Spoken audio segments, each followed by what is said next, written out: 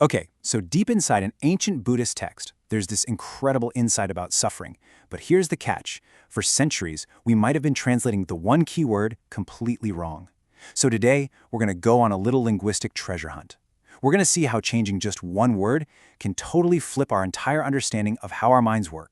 So this is where we start. This amazing metaphor from the Mahāhatthipadopamasutta basically sets the stage for us. Think about it. It's saying that just like every animal footprint in the jungle can fit inside the massive footprint of an elephant, all the good, wholesome teachings fit inside one single giant idea. And for the Buddha, what was that big idea? It was all about the nature of suffering. All right, first things first. Let's look at how we usually understand this idea. You know, the standard, by-the-book, modern translation that you'd find pretty much anywhere today. Okay, get ready for a big polyword here. The heart of suffering is supposedly wrapped up in this term, panchupadanakandas. Now, the usual translation is the 5 aggregates subject to clinging. A bit of a mouthful, right? But what it really means is that these are kind of the 5 building blocks of our experience, and they turn into suffering the moment we start to cling to them. And these are the 5 right here.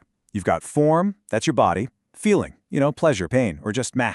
Perception, how you label things. Mental formations, that's all your thoughts, your biases, your intentions. And finally, consciousness, the basic awareness of it all.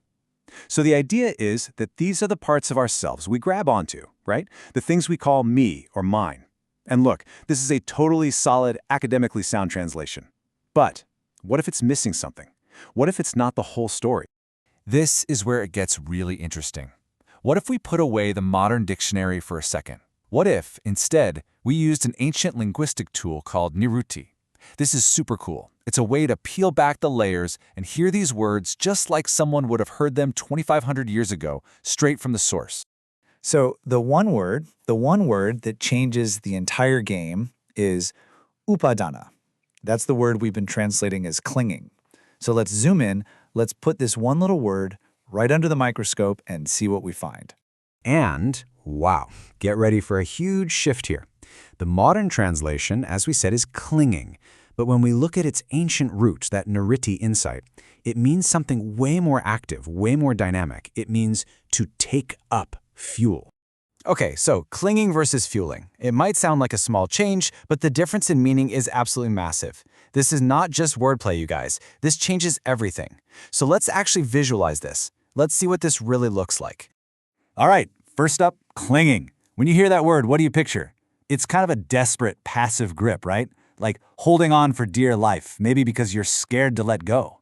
It makes you feel like a victim, like you're stuck in some attachment you have no control over. Now, let's switch gears. Think about fueling. Totally different vibe, isn't it?